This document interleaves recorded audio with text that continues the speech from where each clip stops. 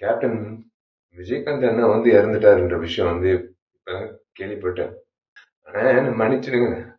முதல்ல என்ன மன்னிச்சிடுங்க. நான் சத்தியமா இந்த நேரத்துல நான் உங்க பக்கத்துல இருந்து உங்க முகத்தை ஒரு முறை பார்த்து ஒரு காலத்தொட்டு கும்பிட்டு அவங்க கூட இருந்திருக்கணும். நான் வெளிநாட்டுல இருந்தது என் தப்புன்னு என்ன மன்னிச்சிடுங்க. நல்லது செய்யறது வந்து சாதாரண விஷயம் இல்ல.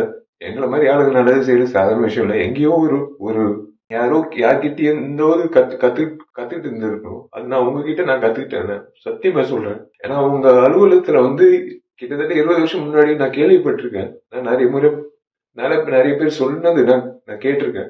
உங்க அலுவலகத்துக்கு யாராவது பசியோட வந்தா நீங்க வந்து சோறு போட்டு அனுப்புவீங்க. அதேதான் நான் வந்து நானும் செய்யணும் அப்படின்னு இறங்கினேன். அதே மாதிரி நீங்க எவ்வளவு உதவி பண்ணியிருக்கீங்க இந்த சமுதாயத்துக்கு. இன்னைக்கு வந்து ஒரு அரசியல்வாதியோ ஒரு நடிகர் சங்க முன்னாள் தலைவரோ இழந்ததை விட ஒரு நல்ல மனிதர் இழந்ததுதான் என்னால ஜீரணிக்க முடியல.